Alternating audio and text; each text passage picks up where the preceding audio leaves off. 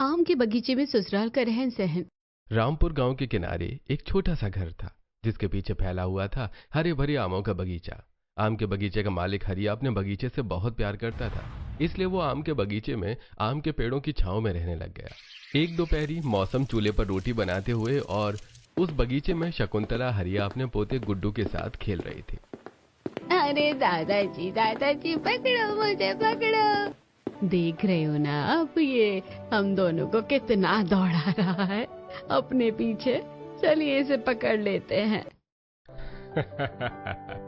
हाँ, इसको तो पकड़ना ही पड़ेगा। गुड्डू, अब तेरे दादाजी तुझे आउट करेंगे।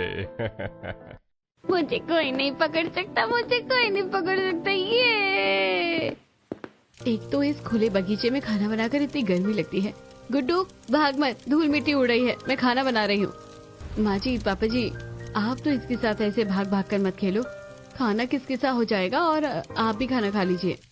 अरे बहू, अभी भूख नहीं लग रही, गुड्डू के साथ खेल रहे हैं। गुड्डू भागते नहीं है, चारपाई पर बैठ जा।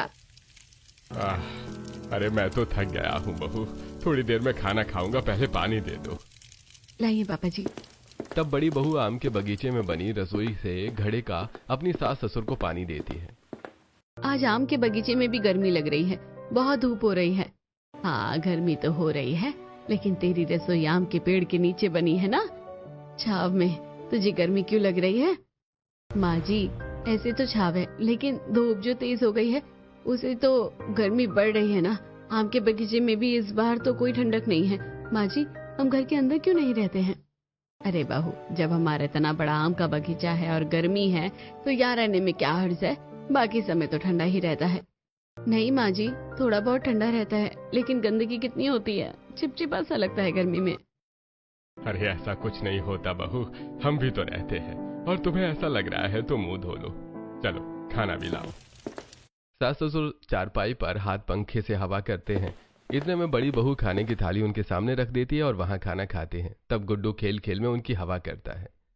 दादाजी, दादी जी, आपको गर्मी तो नहीं लग रही ना? और अम्मा, आप पर भी हवा आ रही है ना? हाँ मेरे बाल गोपाल, मुझे भी हवा आ रही है। तू भी बैठ जा, दादी के साथ खाना खा ले। ठीक है दादी। तब दादी पोता खाना खाते हैं। कुछ ही देर में मौसम का पति रोशन और देवर मयंक आ जाते हैं। बगीचे के कोने में हैंडपंप लगा होता है, जहां दोनों हाथ मुंह धोकर खाना खाने के लिए बैठ जाते हैं। भाभी, लस्सी नहीं है क्या, रोटी सब्जी के साथ? कल की तो खत्म हो गई है, शाम को ले आऊंगी लस्सी। मौसम, कुछ पके हुए आम दे दो, रोटी के साथ खा लूंगा। आम रोटी खूब अच्छी लगती है। जी अभी देती हूँ। मम्मी मम्मी, मैं भी आम खाऊंगा, मुझे भी आम खाना है। हाँ तो पापा को आम काट के दे रही, तू भी खा ले उनके साथ। मौसम 4 आम काटकर सबको दे देती है और सब मजे से आम खाते हैं। रोशन आम रोटी खाता है। अजी, आपको या किसी और को कुछ चाहिए? नहीं, मेरा तो पेट भर गया। तभी पड़ोसी रमेश आकर, अरे भाई साहब, आप लोग इंसान हो या तोते, दिन रात पेड़ों पर ही रहते हो, घर में भी रहा करो। अरे तुम क्या जानो इस बगीचे का सुख। अगर तुम लोगों का अपना बगीचा होता तो तुम भी शायद ऐसे ही करते। अरे इसमें कोई शौक नहीं है इस तरह से खुले में रहने का, जैसे तुम लोगों ने अपना रहन सहन बसा लिया है। अरे आम का बगीचा है, ये सोने का मैदान थोड़े नहीं है। रमेश मुंह बनाकर चला जाता है। इतने में गुड्डू खाना खाकर पेड़ पर आम तोड़ने के लिए चढ़ने लगता है। तब रोशन, अरे तू गिरकर मानेगा क्या? क्यों पेड़ पर चढ़ रहा है? नीचे गिर गया तो लेनी देनी हो जाएगी, चल उतर। अरे पापा, मैं नहीं गिरूंगा, कुछ नहीं होगा, आम तोड़ा हूँ। अरे क्यों अभी इतना आम रखा है, उसको खा, नीचे उतर नहीं तो मारूंगा। अरे गुड्डू नीचे आ, चल, पेड़ पर चींटी वगैरह हुई तो काट लेंगी। आजा दादी के लाडले। अले आ रहा हूँ। पहले ही दादा दादी खुद बिगाड़ते हैं, बाद में डांटने की एक्टिंग करेंगे। आ गुड्डू, मेरी गोद में आ। नहीं चाचू, मैं अपने आप उतर जाऊंगा।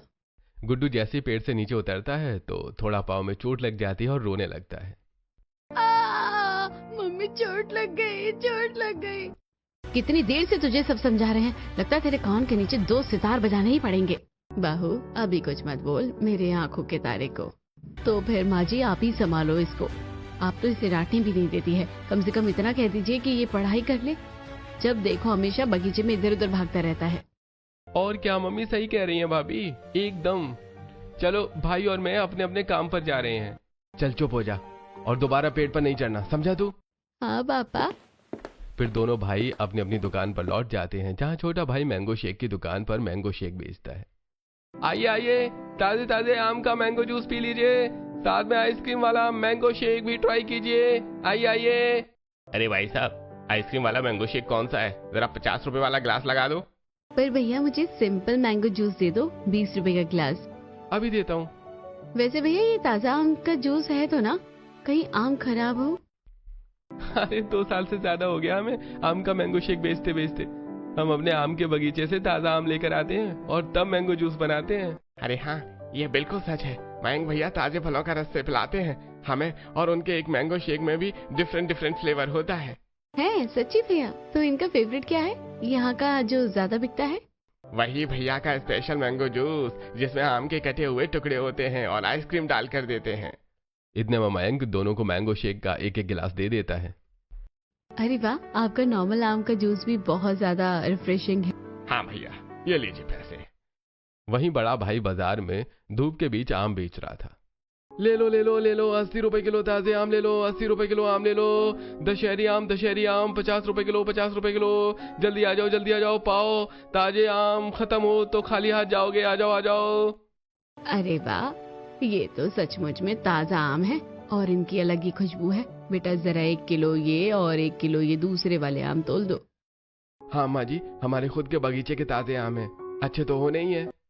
सच में बेटा, कल मुझे 1 पेटी दे देना, मेरे घर पर रिश्तेदार आएंगे तो मैं चाहती हूँ कि वो ये ताजा आम खाए, सीजन भी है। अरे अम्मा जी आप चिंता मत करो, 1 पेटी आपके घर पहुँच जाएगी। यही है ना हरि प्रसाद अंकल के घर के बगल में आपका घर? अरे हाँ बेटा, तुम तो बड़े अच्छे से जानते हो, फिर भी भिजवा देना। जी आप निश्चिंत रहिए। ऐसी दोनों भाई अपने अपने आम का व्यापार कर ही रहे थे। वहीं दूसरी तरफ मौसम खाना बनाने के बाद चूल्हा साफ करती है तो हवा चलने से सब मिट्टी मिट्टी हो जाता है और पूरा बगीचा आम के सूखे पत्तों से भरा था। एक तो ये गर्मी, ऊपर से इन सब की सफाई, घर होने के बावजूद भी बगीचे में रसोई बना रखी है। माँ जी ने सब तितर बितर कर रखा है। कितनी बार ये नमक मिर्च मसाले के डिब्बे साफ करूं। अरे बहू, शाम के 5 बजने वाले हैं, बगीचे की सफाई कर ले और फिर चाय भी बना देना। जी माँ जी, बना दूंगी। मुझे आराम नहीं चाहिए क्या? खुद तो खाना खाकर चारपाई पर पसर गए हैं और मैं चूल्हा साफ करते ही आराम ना करूं? खाना बनाने के बाद छोटा मोटा आम का बगीचा है नहीं, 15 पेड़ का आम का बगीचा है। टाइम लगता है सफाई करने में, लेकिन बड़ी बहू होने के चक्कर में सब कुछ करना पड़ता है। जब मेरी देवरानी आ जाएगी तो मैं कुछ नहीं करूंगी। बहू नारियल झाड़ू लेकर आम के बगीचे में सफाई करने लग जाती है। ज्यादा देर तक झाड़ू लगाने से उसकी कमर में दर्द हो जाता है और अंत में सारे सूखे पत्ते बहू इकट्ठे कर देती है। तब सास, अरे बहू, जरा मेरी चारपाई की तरफ भी थोड़ी झाड़ू मार दे, हवा से कूड़ा इधर आ गया है। माँ जी अभी करती हूँ। तब बहू चारपाई की तरफ भी झाड़ू लगाती है। झाड़ू लगाते लगाते पसीने में भीग जाती है और फिर आम के पत्ते इकट्ठे कर देती है और चूल्हे पर चाय चढ़ाती है। वो पापा जी जरा लकड़ी तोड़ कर दे दीजिए, थोड़ी लकड़ियाँ कम पड़ गई है। अरे बहू, शाम के वक्त में लकड़ी नहीं तोड़ी जाती है, तुम इन सूखे पत्तों का इस्तेमाल कर लो। बाकी हैं 2 लकड़ियां पड़ी हैं, इससे रात का खाना बन जाएगा। रात को दाल चावल बना लेना और चोखा। जी पापा जी। बहू आराम से सबको बनाकर दे देती है और फिर शाम के लिए कुकर पर मिट्टी लगाकर उसे चूल्हे पर दाल चढ़ाने के लिए लगती है। दाल बन जाने के बाद वो चावल रखती है और उबले हुए आलू से चोखा बना देती है। लास्ट में दाल में तड़का मार देती है। इतने में चाय पीकर अंधेरा होने लगता है तो ससुर अंदर से लाइट जला देता है जिससे बहू की तरफ रोशनी आ जाए, और शाम को वो खाना रोज सास ससुर को और गुड्डू को पहले खाने को देती है, बाद में बाकी सबको। थोड़ी थोड़ी हवा चलने लगती है। अरे वाह, मौसम कितना बढ़िया हो रहा है। मौसम के साथ दाल चावल चोखा कितना बढ़िया लग रहा है। गुड्डू खा ले। खा रहा हूँ दादी। तब गुड्डू भी अपने दादा दादी के साथ खाना खाती है। बहू बार बार परोसती है, पसीने में भीगती है, चूल्हे का धुआं उसे आंखों में लगता है, लेकिन इस बात से घर वालों को कोई फर्क नहीं पड़ता। थोड़ा हवा खाने के लिए कमरे में चली जाती हूँ, पंखा चलाकर बैठ जाऊंगी। अब तो मच्छर आ गए हैं धीरे धीरे। मौसम घर के अंदर जाकर पंखा चलाती है। इतने में शकुंतला आ जाती है। अरे, जब सब लोग बाहर बैठे हैं तो अंदर क्या कर रही है? पंखा चलाकर बाहर निकल। माँ जी गर्मी लग रही है इसलिए आ गई। अरे बस कर, इतना भी गर्मी नहीं है कि तेरे से कुछ बर्दाश्त नहीं हो रहा। सास अंदर का पंखा बंद करके मौसम को बाहर ले जाती है और बाहर गर्मी होती है। हाथ पंखे से बहू हवा करती है। दोनों बेटे आ जाते हैं। मौसम उनको खाना परोसती है। वो दोनों जब तक खाना खाते तब तक मौसम उनको हवा करती है। अरे बहू, इतने आराम आराम से क्यों हवा कर रही है? थोड़ा तेज हाथ चला, जिससे इन दोनों को थोड़ी हवा लगे। बेचारे बच्चे बाहर काम करके आए हैं, चैन से रोटी तो खिला दे। कर रही हूँ माँ जी। वाह भाभी, दाल भात चोखा तो बहुत अच्छा लग रहा है। थोड़ा चोखा और दे दो। ये लीजिए। अरे बहू, बगीचे का जो लास्ट वाला पेड़ है कच्चे आम का, तो कच्चे आम तोड़कर आम का अचार डाल देना और कल दोपहर में आम पन्ना भी बना देना। आज दोपहर में बहुत गर्मी थी। अब ये सब खाएंगे पिएंगे तभी तो शरीर को ठंडक मिलेगी। ठीक है पापा जी, मैं आम का अचार बना दूंगी और दोपहर को आम पन्ना भी बना दूंगी। ये कल मम्मी आम तोड़ेंगे, मैं भी पेड़ पर चढ़कर कच्चे आम तोड़ूंगा। बल्ले बल्ले। पिटाई करूंगी अगर दोबारा से पेड़ पर चढ़ गया तो। चुपचाप बैठकर पढ़ लिया कर, वरना उस टाइम बहुत बिगड़ा है। अगर हाथ पैर टूट गए तो पता चल जाएगा। अरे आप कुछ कहते क्यों नहीं है उसको? मैं तो सीधा इसकी पिटाई कर दूंगा, वार्निंग भी नहीं दूंगा। बहुत बिगड़ गया आजकल। पढ़ना लिखना नहीं है, बस बच्चों के साथ खेलते रहेगा, नहीं तो बगीचे में रहेगा। सुनाई दे रहा है ना गुड्डू? हाँ पापा, नहीं चढ़ूंगा। खाना खाने के बाद हैंडपंप के पास जाकर मौसम बर्तन धोती है और फिर टोकरी समेत बर्तन उठाकर रसोई में रख देती है और कपड़े से ढक देती है ताकि मिट्टी न लगे, और फिर अपना बिस्तर जमीन पर बिछा देती है। सास ससुर खटिया पर और बाकी सब जमीन पर सोते हैं। साथ में मौसम एक कोपले का टुकड़ा कपूर के साथ जलाकर रख देती है, जिससे मच्छर वगैरह चले जाते हैं। धीरे धीरे मच्छर चले जाएंगे तो नींद भी आ जाएगी। और अब सब लोग आराम से सोते हैं। अगले दिन बहू कच्चे आम तोड़कर आम का अचार बनाने के लिए आम को धूप में सुखाती है। 2 दिन बाद अचार डालती है, तब बड़ी बहू चख कर, क्या चटाकेदार मसाला तैयार हुआ है। माँ जी आप भी खाकर देखो ना। हाँ बहू, बहुत चटपटा स्वाद आ रहा है, मजा आ गया। 2-3 दिन में अचार तैयार हो जाएगा। हाँ माँ जी। 2 दिन के लिए बहू धूप में आम का अचार रख देती है, जिससे अगले दिन सब खाते हैं। ऐसे ही वक्त गुजरता है। मौसम इसी तरह बड़ी बहू होने का फर्ज निभाती है। ससुराल वालों का सारा काम आम के बगीचे में होता था। सिर्फ औरतें घर के अंदर नहाया करती थी। एक दिन हरिया का दोस्त अपनी बेटी का रिश्ता लेकर आता है। अरे ये तो बता भाई, अपनी दोस्ती को रिश्तेदारी में बदल ले, मेरी सोनम को अपने घर की बहू बनाएगा। अरे ये तो तूने बहुत अच्छी बात कही है। मैं कब से ये बात कहना चाहता था, लेकिन तेरी बेटी को तूने इस गांव से दूसरे शहर में पढ़ने भेज दिया था, तो तेरी बेटी शहर में रहने के बाद गांव में थोड़ी ना शादी करेगी। अरे मुझे पता था तू यही बोलेगा, लेकिन तू भूल गया भाई, मेरी बेटी भले ही बाहर से पढ़ लिख कर समझदार हो गई है, लेकिन मैंने उसे जमीन से जुड़ा रहना सिखाया है। मैं जहां बोलूंगा वो खुशी खुशी शादी करेगी। तो फिर चलिए, मैं अभी इस रिश्ते के लिए तैयार हूँ। अब तो हम समधी बन जाएंगे। कुछ ही दिनों में शादी की तैयारियां शुरू हो जाती हैं और अगले शुक्ल पक्ष तक मयंक की सोनम से धूमधाम से शादी हो जाती है। शकुंतला बहू का गृह प्रवेश घर के द्वार पर सजाकर बगीचे के चौखट पर चावल का कलश रखती है। आम के बगीचे में भी सुंदर सुंदर लाइट जली हुई थी। आओ, चावल का कलश गिराकर अंदर आओ। सोनम सोचते हुए गृह प्रवेश करती है। माँ जी घर? मुझे पता है सोनम बहू, तू यही सोच रही होगी ना कि आम के बगीचे में तेरा गृह प्रवेश क्यों करवा रही हो। घर तो वो रहा इसी आम के बगीचे में है, लेकिन घर से ज्यादा हम इस आम के बगीचे को ही अपना घर मानते हैं। इसलिए मैंने बड़ी बहू का भी गृह प्रवेश यहीं करवाया था और तेरा भी यही करवा रही हूँ। जी माँ जी, मैं समझ गई माँ जी। आपने और पापा जी ने इस बगीचे को बहुत प्यार से सहेजा है और इसलिए हम सबके लिए ये खास है। बिल्कुल सही कहा बहू। चाची आ गई, चाची आ गई। उनके घर में अब छोटी बहू भी आ गई है। देख ली ना, वो भी इनकी तरह आम के बगीचे में बाहर सोएगी, क्योंकि इनका तो रहना सहना ही पूरा आम का बगीचा ही है। वही तो, खाना खाएंगे तो आम का बगीचा चाहिए, नहाएंगे तो आम का बगीचा चाहिए, खाना बनेगा तो आम का बगीचा, चाहे सोना है तो आम का बगीचा चाहिए, खेलना है तो आम का बगीचा चाहिए, हलवाई लगाया है तो आम का बगीचा चाहिए। मुझे समझ नहीं आ रहा तुम लोगों की बात सुनकर हंसूं या नाच करूं, क्योंकि अफसोस की बात है तुम्हारे पास इतनी बड़ी जमीन नहीं है, इसलिए तुम्हारे बेटे मामूली मजदूरी करते हैं, लेकिन हमारे पास इतना बड़ा आम का बगीचा है कि हमारा सारा काम यही हो जाता है। हाँ, हम अपने में खुश है। देखते हैं कि तेरी दूसरी बहू भी आम के बगीचे में खुश रहती है या नहीं रहती है। माफ कीजिएगा बड़ों के बीच में बोलने पर, लेकिन जैसे मेरे ससुराल वाले रहते हैं, मैं भी उनके साथ खुशी खुशी रहने को तैयार हूँ। आंटी जी आप ज्यादा चिंता मत कीजिए। अरे सुन लिया ना सरोज आंटी, मनोरमा आंटी, अब आप भी सो जाइए। तब वो दोनों चले जाते हैं। शकुंतला अपनी बहू का स्वागत करती है। जेठानी देवर और देवरानी की अंगूठी ढूंढने की रस्म भी करवाती है। अरे वाह सोनम, इस रस्म में तो तुम जीत गई। चलो अच्छा है, लेकिन अब तुम थक गई होगी। यहाँ पर तो आज सोने का इंतजाम नहीं हुआ है। फिलहाल तुम और देवर जी अंदर ही चले जाओ, लेकिन कल से हम सब साथ में बगीचे में सोएंगे और तुम्हारी पहली रसोई भी यही। तो नहा धोकर यहाँ आ जाना। क्या कल से बगीचे में सोना है? ठीक है, सो लूंगी। लगता है पड़ोसी इसलिए मजाक उड़ा रहे थे, मैं भी जोश में बोल डाली। जी दीदी।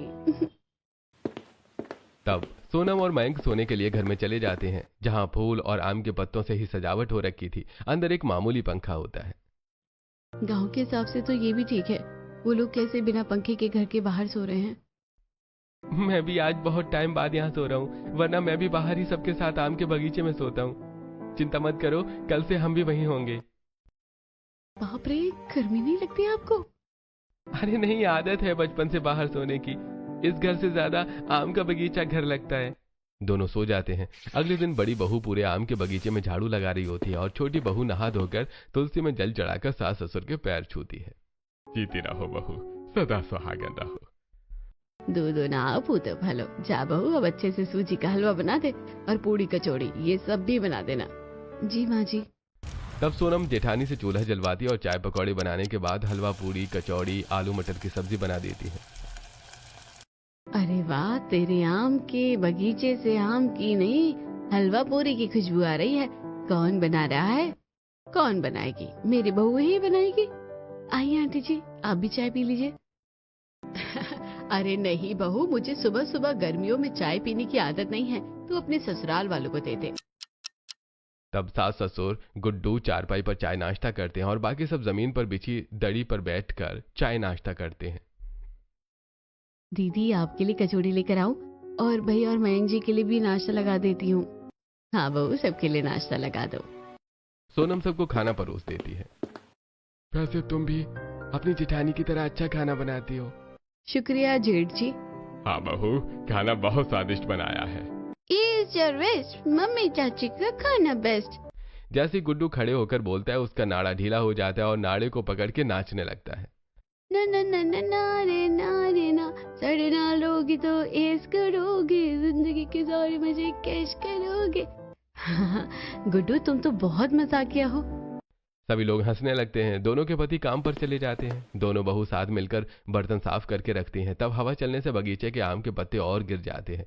तभी कौवा आता है और एक थाली पर बीट कर देता है।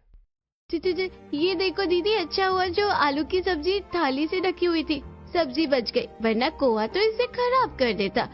अभी सब लोगों को दोपहर में ही खाना खाना है। वैसे जब घर है तो खुले में रसोई क्यों बनाई है? वही इस आम के बगीचे से प्यार बहुत है ना। मेरे आने से पहले ही माँ जी ने रसोई चूल्हा यहाँ पर बना रखा है। पहले तो रसोई के ऊपर तिरपाल बिछा था, लेकिन अब ये वो भी नहीं। तो दीदी आप दोबारा करवा दो ना, लगवा दो, वरना ऐसे तो खाना बर्बाद हो जाएगा। मैं कुछ नहीं कहती, ऐसे ही रसोई संभाल लेती हूँ कुएं को भगाकर। अरे तुमने बर्तन की टोकरी को कपड़े से नहीं ढका, सारे बर्तन मिट्टी के हो जाएंगे। अभी ढक देती हूँ दीदी। सोनम बर्तनों को ढक देती है। चारपाई पर सो रहा होता है। तब सास घर के आंगन में मिट्टी लीपती है। तब दोनों बहुएं।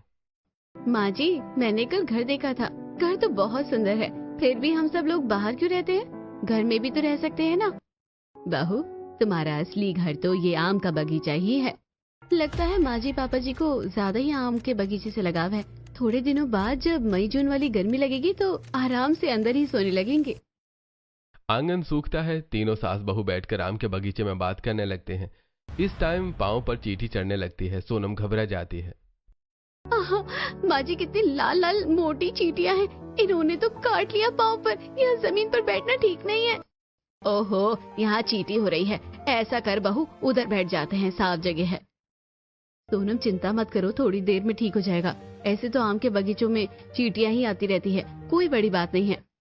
इनके लिए कोई बड़ी बात नहीं है, लेकिन मेरे लिए है। दोपहर होते हैं। सब दोपहर में बैठकर बगीचे में खाना खाते हैं। खाने के बाद सोनम झूठे बर्तन हैंडपंप के पास रख ना पाती है, तो चिकनी मिट्टी की वजह से फिसलने वाली होती है कि बच जाती है। बाप रे, बच गई। इस आम के खेत में मिट्टी भी इतनी है कि बच गई मैं। यहाँ पर बर्तन मांजने के सिस्टम नहीं होना चाहिए था। मम्मी मेरे को आम खाना है, आम तोड़ के दे दो। रोज रोज आम नहीं खाते, मुंह पर दाने निकल कर आ जाएंगे। अरे बहू, आम काट कर दे दे, उसका मन बहल जाएगा। ठीक है माँ जी। मौसम आम काट कर दे देती है। गुड्डू मजे से आम खाकर छिलका वहीं फेंक देता है, जिससे मक्खी भिनभिनाने लगती है और सोनम चिढ़ने लगती है। आम का छिलका कूड़े के डिब्बे में फेंकती है और थोड़ा पानी छिड़क देती है, लेकिन तब भी मक्खियां हटती नहीं है। ओहो, गुस्सा आ रहा है मुझे तो। हाथ पंखा चलाने के बाद भी ये मक्खियाँ जा ही नहीं रही है। ये गुड्डू भी ना दीदी से आम नहीं देती तो सही रहता। ऐसे खुले में रहना कहाँ तक सही है। देखो तो कैसे आसपास के लोग आते जाते देख रहे हैं, मुझे तो लज्जा आ रही है। तब हरिया उठ जाता है और रमेश मनोरमा हंसने लगते हैं। वो देखो, जंगल की बसावट घर होने के बावजूद भी ये लोग घर से बेघर लगते हैं, जंगलवासी। अरे बताओ, नई बहू को भी ऐसे रहना पड़ रहा है। सही में ये लोग किसी आदिवासी से कम नहीं लगते। और लोगों के भी खेत हैं, लेकिन वो अपने घर में ठाठ से रहते हैं। ये नहीं कि आम के बगीचे में ही रहन सहन बसा लो। शर्मिंदा होकर सोनम घूंघट करके पेड़ के पीछे बैठ जाती है। रात को सोने का समय होता है। तब नई बहू का बिस्तर भी वहीं लगा होता है। सब लोग तो आराम से सो जाते हैं, लेकिन उसे मच्छर काटते हैं। अरे यहाँ तो बहुत मच्छर है, मुझे नींद नहीं आ रही है। कोई छोटा पंखा नहीं है जो यहाँ चला सकते हैं? नहीं नहीं, ऐसा कोई पंखा नहीं है। सो जाओ ना, सब लोग तो सो गए हैं। तुम पहली बार सोगी, इसलिए चादर तान कर सो जाओ, मच्छरों से बच जाओगी। सोनम चादर ओढ़कर सोने की कोशिश करती है, लेकिन घुटन की वजह से चादर हटा देती है। बहुत सोने की कोशिश करती है, लेकिन सो नहीं पाती। हे भगवान, क्या करूं? ऐसे में नींद नहीं आ रही, बहुत गर्मी लग रही है। मुंह धोने के बाद सोनम सोने की कोशिश करती है और सो जाती है। अगले दिन वही सोनम चूल्हा जलाकर काम करने की कोशिश करती है तो उसकी आंखों में धुआं लगता है। पसीने से और गर्मी लगती है। फिर सास चटनी पीसने को कह देती है तो वहीं सिलबट्टे पर चटनी पीसने लगती है। माँ जी, ऐसे खुले में रसोई नहीं रखनी चाहिए थी आपको। कल कुआं गंदगी कर गया और मिट्टी वगैरह भी लगती है। आसपास के लोग देखते हैं। माँ जी, आपको रसोई अंदर कर देनी चाहिए, धूल भी बहुत उड़ती है। बहू, तेरे और मौसम बहू के आने से पहले भी मैं ऐसे ही रहती थी। ये सब कुछ नहीं था जो तू मेरे को छोटी छोटी चीज गिनवा रही है। रसोई तो आम के बगीचे में ही रहेगी और हम सोते भी यहीं हैं, फिर बार बार आना जाना क्यों करना? देखिए माँ जी, रात को मुझे कितने मच्छर काटे हैं, सो भी नहीं पाई।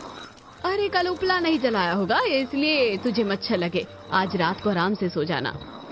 सबके खाना खाने के बाद सोनम भी खाना खा लेती है। ऐसे ही दिन गुजरते हैं। दिन में वो आम के बगीचे में परेशान रहती है। धूल मिट्टी उड़ती है, बार बार झाड़ू लगाती है, लेकिन फिर पत्ते हो जाते हैं। वहीं गुड्डू भी आम के पेड़ पर लटक कर खेलता रहता है। साथ ही रसीले आम और लदकर गिरने लगते हैं। आम पक जाने से दोनों बहू घर में आम का जूस, आम की मिठाइयाँ और भी बहुत सारी चीजें बनाकर खाते हैं। वाह बहू वाह, मजा आ गया आम की सब्जी खाकर। सच में ये खट्टी मीठी सब्जी तो मुझे बहुत पसंद है। मुझे भी अच्छी लगती है माँ जी। अब तो आम का अचार भी खत्म हो गया है। हाँ बहू, अब तू अपने हाथ का आम का अचार डाल दे। कच्चे आम घर के अंदर रखे हुए हैं, 2 महीनों में आम का अचार खत्म हो जाएगा, पता भी नहीं चला। ठीक है माँ जी, मैं बना दूंगी। मौसम दीदी, बाहर चलोगी? मुझे ब्लाउज बनवाना था, उसका कपड़ा लेकर आना है। माँ जी, आपको भी कुछ चाहिए तो बता दीजिए। मुझे भी काला ब्लाउज बनवाना है। काला कपड़ा खरीद के ले आना, और चप्पल भी टूट गई है। ठीक है माँ जी। दोनों बहू अंदर से कच्चे आम काट कर धोकर उसे धूप में सूखने के लिए रख देती हैं और बाजार चली जाती हैं, जहां से अलग अलग कपड़े खरीद के लाती हैं। इतने में सिलाई मशीन निकालकर बगीचे में ले आती हैं। ये देखकर बहू, माँ जी, ये मशीन तो अंदर रखी थी, आप यहाँ पर क्यों ले आई हैं? मैं वहीं पर ही बना लेती। वहाँ अकेली बैठकर लाइट जलाकर कैसे सिलाई करती? तुझे परेशानी ना हो इसलिए मैं यहाँ पर सिलाई मशीन रख दी हूँ। अब आराम से, लाइट की तो दिक्कत है नहीं, और आम की ठंडी छाव में बैठकर कपड़ा सिल ले। हर चीज खुले आम के बगीचे में थोड़ी अच्छी लगती है। इनका बस चले तो यहीं पर नहलवा भी दे। घर नहीं होता तो घर के अंदर का आधा सामान भी यही होता। इतना भी क्या प्यार बगीचे से कि इंसान को आराम ही ना मिले। सोनम को अंदर से गुस्सा आता है, लेकिन वहीं बैठकर मशीन पर सिलाई करने लगती है। दिन में गर्मी पसीने से परेशान रहती है। आते जाते लोग मजाक उड़ाकर जाते हैं। बहू को आराम करना है तो वो भी आराम से नहीं लेट पाती, और रात को उपला जल जाने के बाद भी वापस मच्छर आ जाते हैं, जिससे बहू परेशान होती है। ऐसे दिन गुजरते हैं। एक दिन गर्मियों की छुट्टियों में रज्जू और नरेश आ जाते हैं। उनकी खातिरदारी करने के लिए छोटी बहू पहले गर्मी में बैठकर चाय पकौड़े बनाती है। अरे अच्छा हुआ रज्जू, नरेश तुम आ गई। मस्त छुट्टी मनाना यहाँ पर। और ये बताओ, हम मेहमानों को भी यहीं पर सुलाएंगे? अपने आम के बगीचे के लिए ऐसे करते हैं जैसे ताजमहल बना रखा हो। ऐसा लगता है कि एक के बाद एक इनके जंगल में पशु पक्षी रहने आ रहे हैं। सरोज, अपनी जुबान को लगाम दे, अपने ताक झांक करने की आदत छोड़ दे। मुंह बनाकर पड़ोसी चले जाते हैं। बड़ी बहू चावल बनाने रख देती है और छोटी बहू बाजार से सब्जी, मटर और पनीर खरीदने जाती है। ये पापा के दोस्त नहीं होते ना मेरे ससुराल वाले, तो यहाँ मेरी शादी कभी नहीं होती। मुझे नहीं पता था कि ये लोग ऐसे रहते हैं। पूरे ससुराल वालों का रहन सहन आम के बगीचे में है और माँ जी तो मेरी सुनती नहीं है। जल्दी मेहमानों को भी अक्ल ठिकाने आ जाएगी, फिर दुम दबा कर भागेंगे। मेरे से तो बर्दाश्त की बाहर हो रही है, ऊपर से मेरी स्किन को भी धूल मिट्टी लगती रहती है। सोनम घर जाकर मटर पनीर बनाती है, फिर उनको खिला देती है। शाम हो जाने पर चाय नाश्ता बनाती है और जैसे ही सोने का टाइम आता है तो उन लोगों को भी मच्छर काटते हैं। शाम को जैसी तेज हवा चलती है तो सबको थोड़ा आराम मिलता है, लेकिन हवा बंद हो जाने से सिर्फ पत्तों की सरसराहट आती है जिससे रज्जू डरती है। इतने में रात के कुत्ते भी भौंकने लगते हैं। एरी मोरी मैया, मेरे को तो नींद ही नहीं आ रही। कभी कुछ चुड़ैल के आने का डर लग रहा है, कभी कुत्ते भौंक रहे हैं। भैया तुम कैसे सोते हो? मुझे तो डर लग रहा है। अरे तू डर मत, कुत्ते तो रात को भौंकते ही रहते हैं। मैं तो कितने सालों से ऐसे ही सोता हूँ। अपने आम के बगीचे में बहुत अच्छी नींद आती है। तू भी सो जा। जानती है ना पिताजी ने कितने प्यार से यहाँ के पेड़ लगाए हैं। हाँ तो अब मुझे आदत नहीं है। ओहो, मुझे भी मच्छर काट रहे हैं। अरे भैया नींद नहीं आ रही है। अरे अभी फिर से हवा चलने लगेगी, सो जाओ। शादी के होने के बाद मुझे तो नींद ही नहीं आ रही है। इन लोगों को कैसे आएगी? दीदी ये लोग भी परेशान हो रहे हैं। थोड़ी सी दिक्कत तो मुझे भी होती है। आपको नहीं होती ऐसे सोने में? अब तो आदत सी है मुझको ऐसे जीने में। समझ गई। अब जैसे तैसे सो जाते हैं सब। दिन में रज्जू खाना खा रही थी कि कौवा उसकी थाली से रोटी उठाकर ले जाता है। पड़ोसी देखकर हंसने लगते हैं। शाम तक वो भी गर्मी में परेशान होकर अपना बैग बांध लेते हैं। अरे भैया, एक दिन में ही तुमने मेरे गर्मियों की छुट्टी मनवा दी। मैं जा रही हूँ, मेरे से नहीं है यहाँ पर रहा जा रहा। पता नहीं दोनों बहुएं तुम्हारी कैसे रहती है। अरे मैं भी चलता हूँ भैया। आपने कोई छोटा सा मोटा पंखा भी नहीं लगवा रखा बगीचे में। चलो भाई रज्जो, हमारी बस आ गई होगी। मेहमान चले जाते हैं। ऐसी गर्मी में दोनों बहू परेशान होती हैं। अचानक से बारिश का मौसम हो जाता है। तब ससुर, अरे बहू, ये आम का पेड़ इतना घना है कि बारिश इसके नीचे नहीं आएगी, यहीं आ जा। पापा जी, धीरे धीरे बारिश तेज हो जाएगी तो हम सब भीग जाएंगे। हमें बिस्तर हटा लेना चाहिए। अरे कुछ नहीं होगा बहू। सोनम की बात कोई भी नहीं सुनता। थोड़ी देर में इतनी जोर से आंधी आई कि चारपाई, आसपास की चीज उड़ जाती हैं, बर्तन इधर उधर हो जाते हैं और ज्यादा भीगने से सभी लोग घर के अंदर आ जाते हैं। गुड्डू बाहर रह जाता है। वो सांप को देखकर चिल्लाने लगता है, तब सोनम ही बचाती है। मेरा बच्चा तो ठीक तो है ना?